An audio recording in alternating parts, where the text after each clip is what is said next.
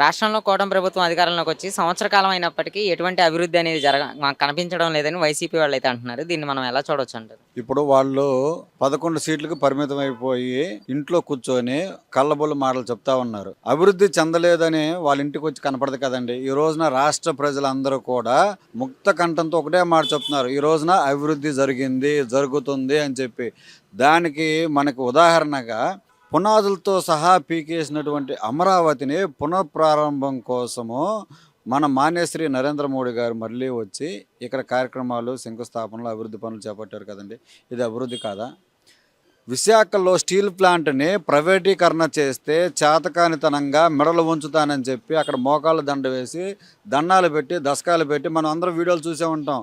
అరే వద్దు వద్దన్న వంగను దండాలు పెట్టినటువంటి వ్యక్తి ఈ రోజున అతను చేతకాక అంతమంది ఎంపీలు గెలిపించుకున్నా కానీ 22 మంది ఎంపీలు గెలిపించుకున్నా కానీ చేతకాక వదిలేశారు. కానీ మన ప్రభుత్వం, కూటమి ప్రభుత్వం అధికారంలో రాగానే ఇచ్చిన మాట ప్రకారం వైజాగ్ స్టీల్ ప్లాంట్ని ప్రైవేటీకరణ కాకుండా ఆపింది. ఇది అభివృద్ధి కాదా అండి? గత ప్రభుత్వంలో చేపల మార్కెటు, మటన్ మార్కెటు ఇవి వచ్చేవి. ఇప్పుడు క్వాంటమ్ వ్యాలీ, లూలు మాల్, కాంజిగెంట్ ఇలా అభివృద్ధి కంపెనీ. కనీసం ఆ పదాలు తెలుసో తెలీదో, కనీసం వాటి స్పెల్లింగ్ కూడా తెలుసో తెలీదో అలాంటి వాళ్ళకి ఈ అభివృద్ధి ఎక్కడ కనపడుతుందండి? అంటే ఒక దాంట్లో అభివృద్ధి అయితే మనం చెందలేదండి, దాంట్లో ఒప్పుకుంటా. వైసీపీ నాయకుల్లాగా బూతులు తిడతంలో కానీ, వాళ్ళలాగా రప్ప రప్ప రప్ప అంటంలో కానీ మేము అభివృద్ధి చెందలే. మేము అభివృద్ధి చెందింది ఏంటంటే 10 మందికి సేవ చేయడానికి, ఈ సూపర్ 6 పథకాలు అమలు చేయడానికి, ఉద్యోగ అవకాశాలు కల్పించడానికి, మౌలిక వసతులు కల్పించి విద్యార్థులకు మంచి భవిష్యత్తు ఇచ్చి వాళ్ళని ఉన్నతంగా తీర్చిదిద్దడానికి మేమైతే అభివృద్ధి చెందామండి.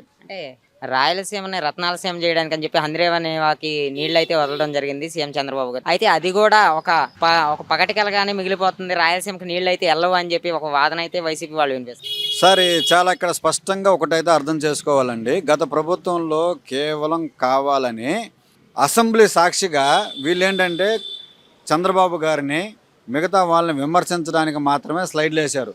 ఆ రోజున ఏం చేశారండి? గుర్తుపెట్టుకో పోలవరం కంప్లీట్ చేస్తా, గుర్తుపెట్టుకో పోలవరం కంప్లీట్ చేస్తా అన్న వ్యక్తి ఒక అతను. మనకి పూర్వంలో సినిమాల్లో, నాటకాల్లో మొదటి కృష్ణుడు, రెండో కృష్ణుడు, మూడో కృష్ణుడు వచ్చేవాళ్ళు. అలాగే ఒక పోలవరం కడతానన్న ఒక మంత్రి వెళ్ళిపోయాడు. రెండో మంత్రి వచ్చేటంటే మేమే కడతాం, మా చేతుల మీద అవుతుంది అన్నాడు. తర్వాత ఏమైంది? ఆయనకు అర్థం కాక ఇది నాకు గంటలు అర్థం కావట్లేదు, ఇది అరగంటలు అర్థం కావట్లేదు, ఇది ఇంకెన్ని సంవత్సరాలు నా వల్ల అర్థం కాదని చెప్పి హ్యాండ్స్ అప్ అని చేతులు ఎత్తేసిన వ్యక్తి. వీళ్ళు ఆంధ్ర రాష్ట్రాన్ని కానీ, పోలవరాన్ని కానీ, అలాగే రాయలసీమను కానీ ఎటువంటి పరిస్థితులు అభివృద్ధి చేయరు. రాయలసీమలోకి హంద్రీనివా ద్వారా నీళ్ళు ఇవ్వాలన్నా, అభివృద్ధి చేయాలన్నా కానీ అది కూటమి ప్రభుత్వం, చంద్రబాబు గారి నాయకత్వం, ముఖ్యమంత్రి గారిలో ఆయన వల్లే అవుతుంది. దానివల్లే 94% మెజారిటీతో 164 సీట్లు ఇచ్చారండి. ఇంతకు మించి నిదర్శనం ఏం కావాలి? అంటే పోలవరం ఎత్తు తగ్గించడం కానీ, ఒక బంకచర్ల ప్రాజెక్టు కూడా చంద్రబాబు ఒక స్వలాభం కోసం ఇటువంటి ప్రాజెక్టులు అయితే చేపడుతున్నారు, అంతేగాని అభివృద్ధి అయితే ఏం లేదు అంటున్నారు. సార్, ఇందాక మళ్ళీ మీరు అడగడానికి ముందే నేను చెప్పా, కనీసం వాళ్ళ నాయకులకి ఏంటంటే సబ్జెక్ట్ అనేది తెలీదు. ఇప్పుడు ఎవరికైనా కానీ మనందరం మానవులం కాబట్టి కొంత తెలుసు, కొంత విషయం తెలియకపోవచ్చు. విషయం తెలియనప్పుడు తెలుసుకోవడంలో తప్పు లేదండి, కానీ ఆ తెలుసుకునే ప్రయత్నం కూడా చేయనటువంటి అసమర్థులు వాళ్ళు. ఇప్పుడు అతను ఏమంటాడు? మనకు అనిల్ కుమార్ గారు తీసుకున్నారండి. ఆయన నేను పలానా టైం కల్లా కడతా, 2020లో కడతా, 2021లో కడతా, 2022లో కడతా అన్నాడు. తర్వాత అంబటి రాంబాబు గారు వచ్చారు. ఇంకా ఆయన నీటిపారుదల శాఖ కదండి, నోటిపారుదల శాఖ. ఆయన నోరు వేసుకొని ఎలా పడిపోతారో అలా పడిపోతారు. అంతేందుకు ఆయన పెద్దిరెడ్డి రామచంద్రారెడ్డి గారు ఒక బయటలో అన్నారుగా ఒక విషయంలో, అమ్మో నేను అంబటి రాంబాబు లాగా నేను మాట్లాడలేనంటే వాళ్ళ నాయకులు వాళ్ళు భయపడుతున్నారు ఆయన నోటికి. అలాంటి ఆయనకి సబ్జెక్ట్ అర్థం కాక పోలవరం నా వల్ల కాదు, నాకు అర్థం కావట్లేదు, ఎందుకు చెబుతున్నారంటే నేను ఎంత ప్రయత్నించినా నాకు అర్థం కావట్లేదు అని. అలాంటి అర్థం కాని ఆఫ్ మైండ్ వాళ్ళకి ఎంత చెప్పినా ఏం అర్థం అవుతుందండి?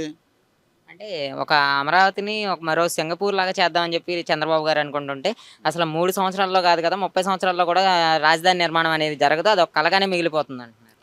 సార్, ఇక్కడ ఏమవుతుందంటే అండి, మనం 2019లో కూడా చంద్రబాబు నాయుడు గారు కనుక వచ్చినడితే చాలా చాలా చాలా అభివృద్ధి జరిగేది. ఆయన కలగన్నట్టు లూలు మాల్ కానీ అయితేనేంటి, కియా మోటార్స్ వచ్చిందండి, కార్బన్ సెల్ ఫోన్స్ వచ్చినాయి, మన చేతిలోనే చూసాం కదా. ఇప్పుడు క్వాంటమ్ వ్యాలీ వచ్చిందా? ఆ రోజున మనకి ఐటీ అని చెప్పి హైదరాబాద్ మొత్తాన్ని డెవలప్ చేశారు. మనకు చూసుకున్నట్లయితే with in the 20 years 30 years స్పాన్లో ఎంత డెవలప్ అయిందండి. ఇప్పుడు కూడా ఈయన ఒక పునాది పెట్టుకున్నారు, క్వాంటమ్ వ్యాలీ, ఏఐ అని. ఇప్పుడు 2047 అంటున్నారు. 47 వరకు ఆ ప్రణాళిక చూసినట్లయితే ఆ రోజు నవ్వుకున్న వాళ్ళు ఈ రోజు నవ్వుతున్నారు. ఖచ్చితంగా ఈ అభివృద్ధి ఫలాలని మనం కోసుకుంటామండి. ఇప్పుడు మామిడి విత్తనం వేయగానే మనకి చెట్టు రాదు. మామిడికాయలు అనేది దాన్ని కాల పరిమితం అయిన తర్వాత పూత పిందెలు అలాగ అయితే వస్తాయో, అలాగే ఇప్పుడు మనం క్వాంటమ్ వ్యాలీ కానీ లేకపోతే కాంజుగెంట్ కానీ లేకపోతే అభివృద్ధి చెందడానికి 1,00,000 ఉద్యోగాలు కేటాయించడానికి అనేక రకాల కంపెనీలు తెస్తున్నాం. ఈ అభివృద్ధి అనేది ఏమవుతుందండి త్వరగా వస్తుంది. ఇంకొకటి ఏంటంటే మనకి చిన్నపిల్లలకి లేదా మేము చిన్నగా ఉన్నప్పుడు అందరికీ బిట్స్ ఫిలాని కానీ బిట్స్ స్కూల్ అంటే ఎవరికి తెలిసేది కాదు. తర్వాత మేము ఇంటర్మీడియట్ 10th క్లాస్కి వచ్చిన తర్వాత బిట్స్ ఫిలాని చదవాలి, ఐఐటి చదవాలంటే ఎత్తుక్కునే వాళ్ళం. ఎక్కడ చెన్నైకి వెళ్ళాలా, కర్ణాటక వెళ్ళాలా, మహారాష్ట్ర వెళ్ళాలా, లేదా బెంగళూరు వెళ్ళాలా అని ఎత్తుకుంటూ ఉండేవాళ్ళం. ఈ రోజున బిట్స్ ఫిలాని సగర్వంగా చెప్తున్నాం మన అమరావతికి వస్తుంది. ఇంతకంటే అభివృద్ధి ఏం కావాలండి? అంటే నారా లోకేష్ అయితే ఇలాంటి పెట్టుబడులు తీసుకురావడానికి కానీ, కంపెనీలు తీసుకురావడానికి కానీ కృషి చేస్తున్నారు. అలాగే విద్యాశాఖ మంత్రిగా కూడా అద్భుతంగా పనిచేస్తున్నారు. ఈ నేపథ్యంలో నారా లోకేష్ తన జేబులో డబ్బులు వేసుకుంటున్నారు. కంపెనీలను కూడా తక్కువ ధరకి ఇచ్చేస్తున్నారనే వ్యాఖ్య అయితే వాళ్ళు చేస్తున్నారు. దీని గురించి మాన్యశ్రీ లోకేష్ బాబు గారు చాలా క్లారిటీ ఇచ్చారండి. మన గుజరాత్ని మోడల్ స్టేట్గా మార్చినట్వారని ప్రపంచవ్యాప్తంగా ఆయన్ని కీర్తిస్తున్నారు, నరేంద్ర మోడీ గారిని. అలాగే దేశ ప్రజలందరూ గుజరాత్ని అభివృద్ధి చెందింది గిఫ్ట్ సిటీగానే అని చెప్పారు. ఆ ఉద్దేశంతోనే ఇది 3వసారి కదండి ప్రధానమంత్రిగా అయింది. అంటే ఆయన ఎంత అనుభవం చెందాడు?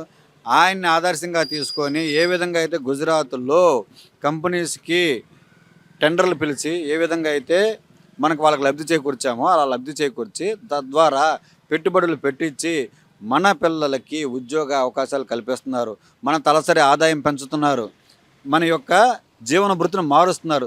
దీంట్లో తప్పు ఏంటండి? ఇప్పుడు దానికి కరెక్ట్గా జీవో ప్రకారం ఉంది, ఎంఓ చేసుకున్న డీటెయిల్స్ ఉన్నాయి. దాన్ని ఏ విధంగా చేసుకున్నారని కోట్ చేశారుగా. అంటే నారా లోకేష్ అయితే మెగా డిఎస్సి ఇస్తానని చెప్పి ఇచ్చారు. అయితే ఈ మెగా డిఎస్సిని కూడా కొంతమందికే పరిమితం చేశారు. అది కూడా అందులో కూడా యువతను మోసం చేశారు అని చెప్పి ఒక వ్యాఖ్య అయితే వాళ్ళు చేస్తారు. సార్ అసలు వీళ్ళు డిఎస్సి అనేది ఇవ్వాల, లేకపోతే ఇటువంటి ఈ 5 సంవత్సరాలు ఒక్కొక్క ఉద్యోగ అవకాశం కల్పించాల.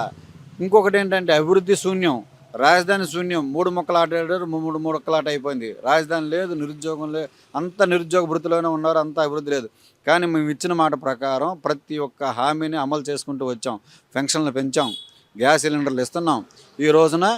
అలాగే డిఎస్సి విడుదల చేస్తా ఉన్నాం, మెగా డిఎస్సి విడుదల చేసాం. అందరూ తృప్తికరంగా ఉన్నారు. ఈ అసంతృప్తివాదులు ఏంటంటే ఇటువైపు వాళ్ళు ఒప్పుకోరు కాబట్టి బురద చల్లడానికి బురద చల్లే కార్యక్రమం తప్ప వేరే ఇంకొకటి ఏం లేదండి. అసలు వీళ్ళు డిఎస్సి అనేది ఇవ్వాల, లేకపోతే ఇటువంటి ఈ 5 సంవత్సరాలు ఒక్కొక్క ఉద్యోగ అవకాశం కల్పించాల. ఇంకొకటి ఏంటంటే అభివృద్ధి శూన్యం, రాజధాని శూన్యం. 3 ముక్కలాట ఆడారు, 3 ముక్కలాట అయిపోయింది. రాజధాని లేదు, నిరుద్యోగం లేదు, అంత నిరుద్యోగ వృత్తిలోనే ఉన్నారు, అంత అభివృద్ధి లేదు. కానీ మేము ఇచ్చిన మాట ప్రకారం ప్రతి ఒక్క హామీని అమలు చేసుకుంటూ వచ్చాం. పెన్షన్లు పెంచాం, గ్యాస్ సిలిండర్లు ఇస్తున్నాం ఈ రోజున. అలాగే డిఎస్సి విడుదల చేస్తా ఉన్నాం, మెగా డిఎస్సి విడుదల చేసాం. అందరూ తృప్తికరంగా ఉన్నారు. ఈ అసంతృప్తివాదులు ఏంటంటే ఇటువైపు వాళ్ళు ఒప్పుకోరు కాబట్టి బురద చల్లడానికి బురద చల్లే కార్యక్రమం తప్ప వేరే ఇంకొకటి ఏం లేదండి.